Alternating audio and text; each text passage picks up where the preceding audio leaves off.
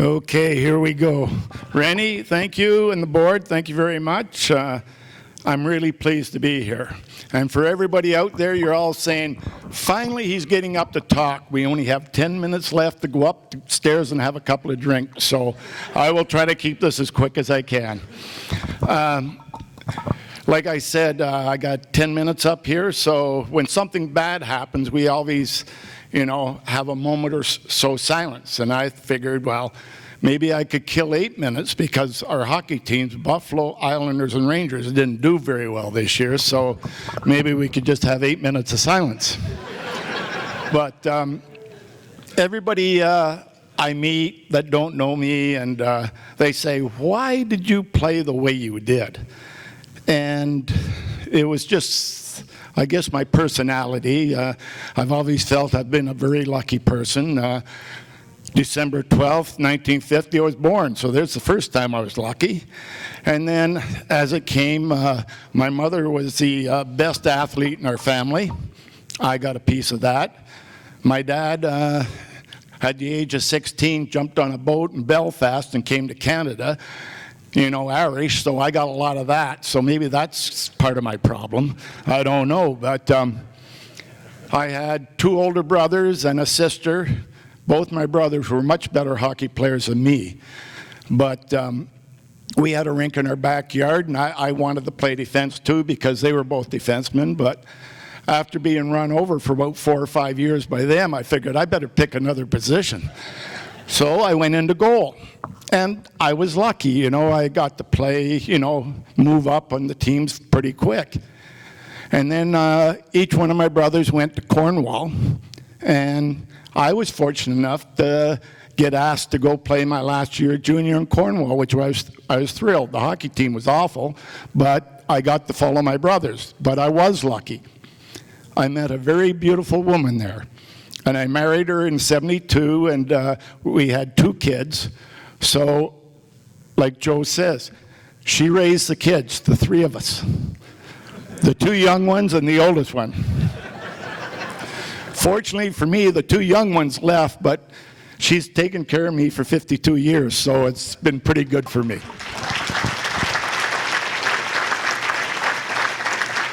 And then my luck continued. The Islanders the LA drafted me in '69, and you know what the draft is like. It's huge. Well, they drafted me in June, and I didn't find out till July. And they called me, and they said, congratulations. They didn't say for what. I just was an American call. Congratulations, you're drafted. I looked at my dad, and I said, Dad, are they allowed to draft Canadians in the United States? So when I finally found out what it was, I went to LA, and again I said I'm lucky. I had Boo Landon and Jack Norris there, and the 3 of us are having a beer, and we're sitting there, and Jack Norris says, you and Boo are going to Springfield, I'm going back out to Phoenix.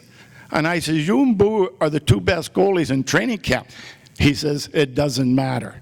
The other 2 guys are older, they'll be in LA. I said, that's crazy.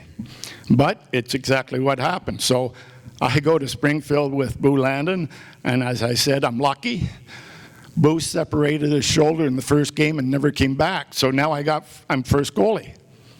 So I played the year in Springfield, and we were average. And this is what I talk about lucky and teammates. One of the kids in LA got mono and was sent down to Springfield with mono.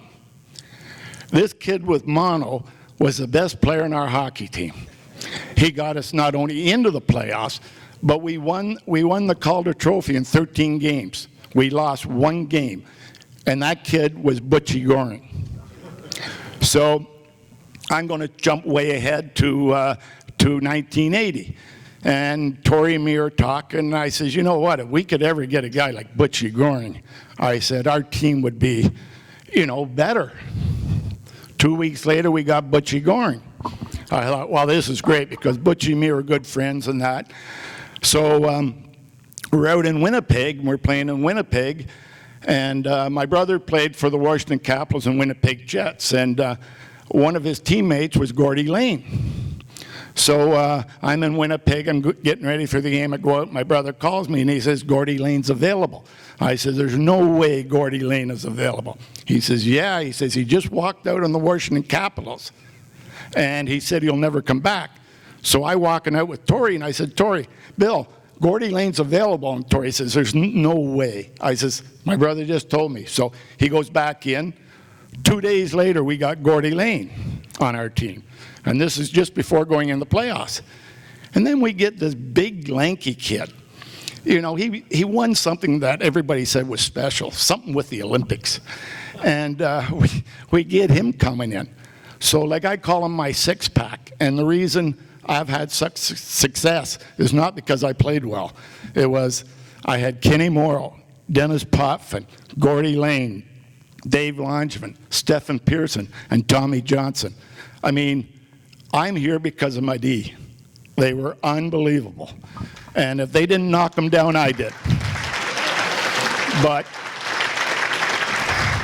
so, I really think that's the way you look at it. Our forwards were outstanding, but, you know, like I said, with my D, they should all be in here, not me. And I feel the same way about the Hall of Fame in Toronto.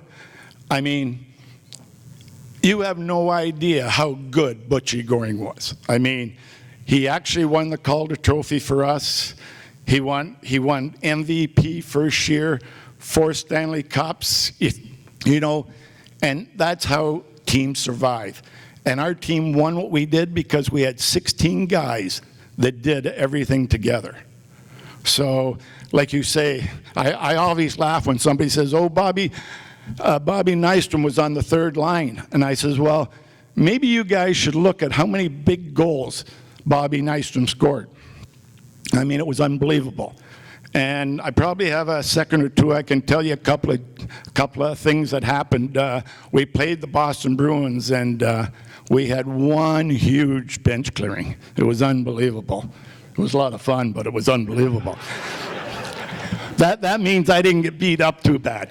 But we're in the dressing room the next day, and everybody here that has played, and you know, you look and you go, oh, I sure hope that guy doesn't grab me. You know, if I get in a fight, I want to get Butchie Goring or somebody like that. So, second game in Boston, we're all sitting in the dressing room together, and you could tell there was tension. And Bobby Nice stood up and he says, I got this guy. And then Clark Gillies gets up, I got O'Reilly.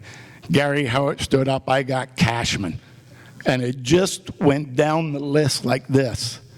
And sure enough, within 5 minutes, Bobby Nye's out there, he's in a fight. All of a sudden, our momentum went from here to here. And Boston's looking at us and saying, what's wrong with these sick people? They expected it from me, but not the rest of the team. But I played the way I did. I always thought of myself as Santa Claus. I'd rather give than receive. So that's what I tried to do as much as I could. And the fights and everything else, like, I wouldn't last in the game today. I'd be suspended or arrested or something. But that was my personality. Like Jigs knows, that's my personality. That's how much I loved it. And like I said, I became a human being as soon as I got off the ice. But thank you very much for being here and listening to me. You've all these great athletes. I'm very pleased to be with you. And thank you. And now you can go have a drink. Have a good one.